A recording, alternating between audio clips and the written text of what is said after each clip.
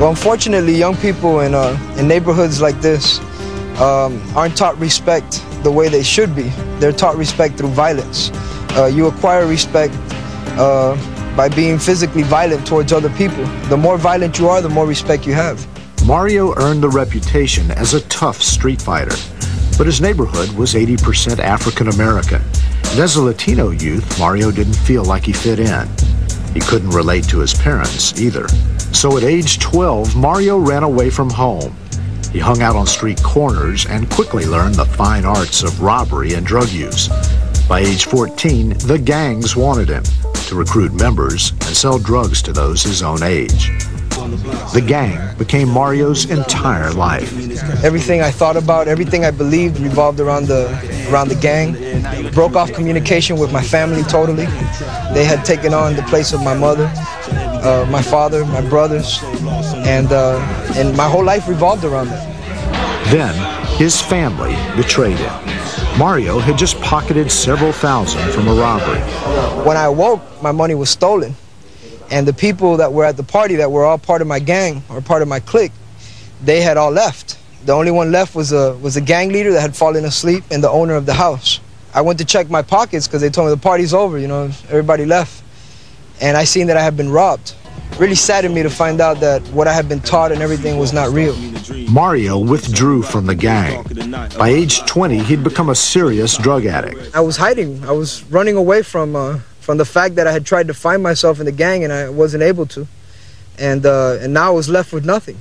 He tried to fill the void inside with his girlfriend, Maria, but his gloom and anger made her the victim. Mario was possessive, controlling, and abusive. He was so violent, and he had hit me, you know, more than a few times. He started slapping me and punching me, and he threw me out of the car in the middle of like a really busy street. The fear drove Maria to church, and when she started going every night, Mario became insanely jealous. He accused her of having an affair with the pastor, forbidding her to go to church again. He told me straight up. He goes, if this keeps on, he goes, it's gonna get really violent and I'm gonna end up killing you. He told me, if you go, I'm gonna go to church, I'm gonna kill the pastor, and I'm gonna kill you. Maria ignored the threat and left for an all-night prayer meeting. Mario couldn't handle the idea of church on a Friday night.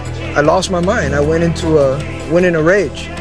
Grabbed the gun, figured I was gonna go in there and just start shooting people.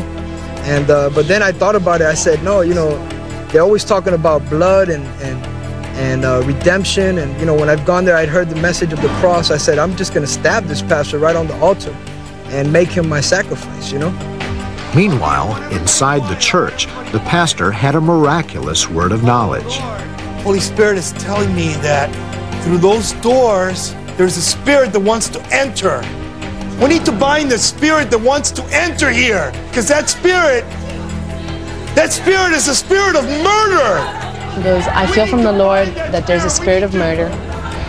He said, and I'm gonna ask all of you to pray. With that, the pastor dispatched prayer warriors to the front door of the church to pray away the spirit. I was praying, and I noticed at one point some of the brothers praying by the door, and they couldn't see outside because it was a wooden door. There was no glass, so they couldn't see, and they were praying fervently by the door.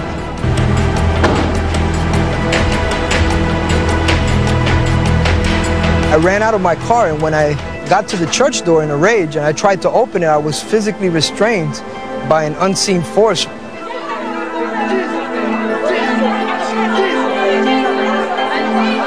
I felt a power that was restraining me from going inside the church, and I knew that it was something supernatural that was happening to me. Therefore, I said, wow, you know, my girlfriend's God is real. She serves a real God. And I just stood there for a few minutes and I couldn't actually open the door of the church. So I walked back to my car and I just sat inside, and all of a sudden I was calm. Stunned by this powerless feeling, Mario waited in his car for Maria to come out. He didn't realize it was an all-night service. Now all he wanted to do was to talk to her, find out why she was so drawn to this church. He turned on the radio and happened upon a local pastor who sounded like he was talking right to Mario. The pastor said that God had a plan and a purpose with my life, and that was the only reason that I was actually still alive, having been put in the dangerous situations that I have been involved in all my life. And it really got me thinking. And then he asked another question. He said, why do you hate this pastor? Why do you hate the pastor so much? Why do you hate God? What has God done to you? Just like that. And then he said, if anything, he's given you life, and he's given it to you more abundantly. And at that point, he said, if you want to pray, it doesn't matter where you're at, just bow your head and say this prayer with me. And I bowed my head and I said that prayer in that car. So, right there in his car, Mario gave his life to Jesus Christ. His attitude changed quickly. All of a sudden, on the inside, I felt peace. And the only way I could explain what I felt was that I wasn't worried anymore. I didn't feel, before I was always looking over my shoulder.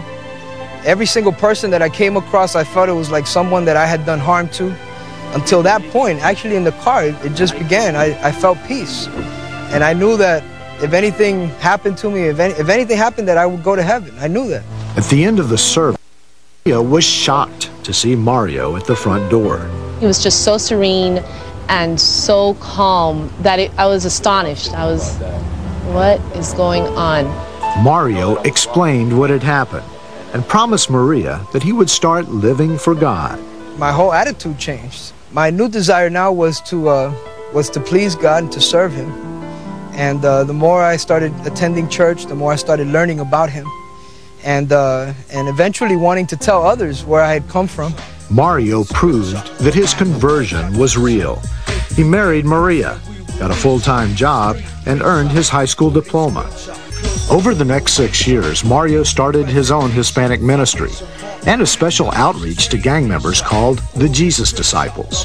Through Mario's influence, hundreds of hardened gangsters have transformed their lives.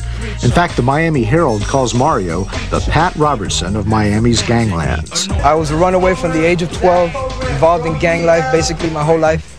And probably the worst point of my life, when I was down and out, didn't believe in anybody.